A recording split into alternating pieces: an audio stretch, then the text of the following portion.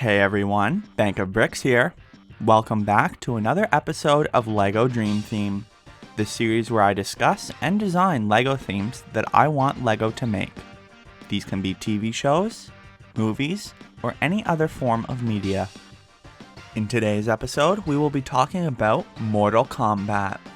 Let me give a bit of a history lesson for those of you who might be unaware of this juggernaut of a fighting game series.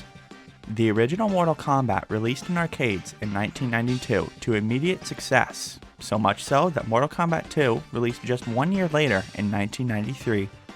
These original games pioneered the brutality that is now commonplace in games nowadays, specifically with the fatality system, in which you kill your opponent in various savage and cruel ways.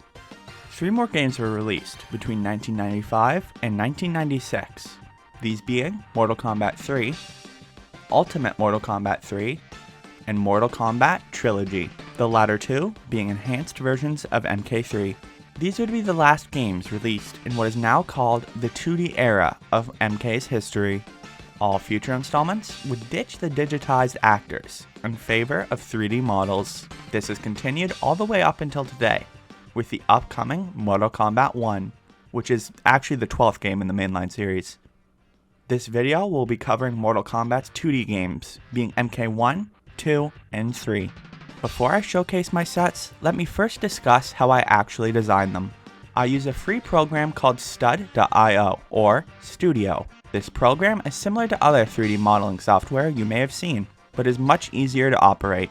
There's a wide variety of pieces to choose from, bricks of all kinds, and even printed pieces. Speaking of which, if you are like me and unable to find a piece that perfectly replicates a character's face, body, or even a printed tile, you can download the Part Designer program and design and import your own custom pieces, simply by using PNG images.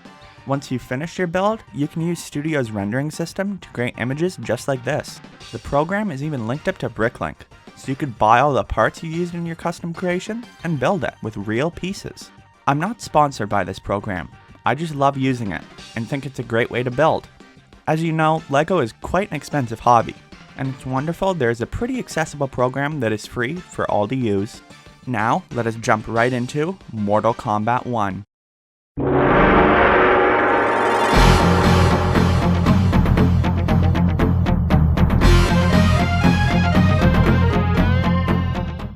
I think there'd be no better place to start than what is without a doubt the most iconic stage in the whole series, the pit, specifically its first incarnation. This set would feature the bridge that is held up by spiked columns, and the spiked pit itself, featuring 2 areas for potential fights. Excluding the unfortunate victims of the pit, our figures would be the Special Forces agent, Sonya Blade, along with her cyberized criminal nemesis, Kano. And of course, Mortal Kombat's first and most legendary hidden character, the last Saurian, Reptile. Our next stage should be the Warrior's Shrine, of course featuring the statues of Kano, Goro, and Liu Kang, along with some of the blue, shadowy forest that lies in the backdrop. Moving on to our figures, we would have the most iconic characters in the whole series. The legendary Lin Kuei assassin, Bi-Han, under his alias of Sub-Zero, and the Hellspawn Spectre, Scorpion. I had to showcase the most iconic fatality in the whole series with this render. Another stage turned set would be Goro's Lair. Featuring just the lair itself would be pretty plain, so I opted to include Goro's dining area from the first Mortal Kombat movie, featuring his throne, food, and the iconic candles that surround this area. Moving on down, the lair itself is riddled with bones of previously defeated foes, along with a skeleton chained to the wall. The final feature of this set would be the pairs of glowing eyes that feature prominently in the background of this stage.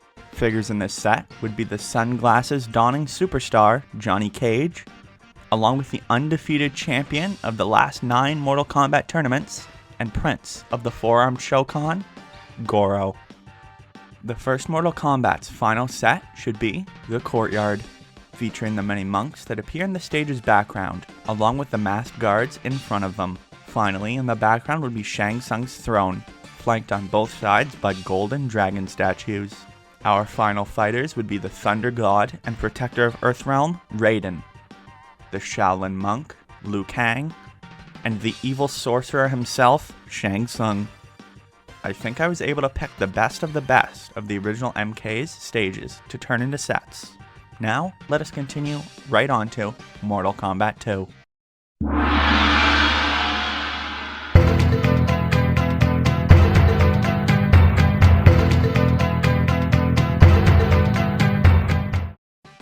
I think we should begin with the Portal, a secluded shrine with the eponymous and mysterious portal in the background, with the shrouded flying-robed figures who seem to be guarding it.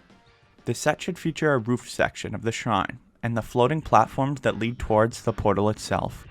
Figures in this set would be a Major of the Special Forces, Jax, searching for his lost partner and friend, Sonya, alongside my all-time favorite MK character, the terrifying Tarkatan mutant, Baraka, featuring his arm blades and oh-so-charming smile. Another iconic stage to include would be the Living Forest, including the faced foliage that give the stage its name. I did my best using Lego's printed pieces to replicate these carnivorous conifers. I also wanted to give this set more of a unique shape, so that every stage isn't a simple square or box. Figures in this set would be the Assassin and Princess Kitana, alongside the now rejuvenated Shang Tsung, regaining youth through his signature soul-stealing powers. I had to include what I believe is the most iconic early friendship in the series, Shang Tsung's Brimble. Let us move on to a personal favorite stage of mine, the Deadpool, featuring the acid canals that line each side of our narrow fighting platform. Barred windows, dangling chains, and hooks are just some of the set's side features. This set's figures would be the descendant of the great warrior who he shares his name with, the sharp dresser with a sharper hat, Kung Lao.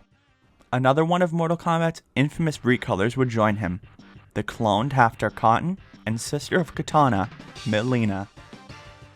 Moving on to MK2's final set would of course be the mighty Shao Kahn's arena, featuring the throne for the Great Khan, along with his chained prisoners and fighting platform. Figures would be the captured and chained Sonya Blade and Kano, while the big bosses take center stage. Our sub-boss being the cat-like Kintaro, being a part of a legendary lineage of Shokan. And of course, the man himself and conqueror of Outworld, Shao Kahn, alongside his signature giant hammer. Mortal Kombat 2 was innovating, and only beat by our next game, Mortal Kombat 3.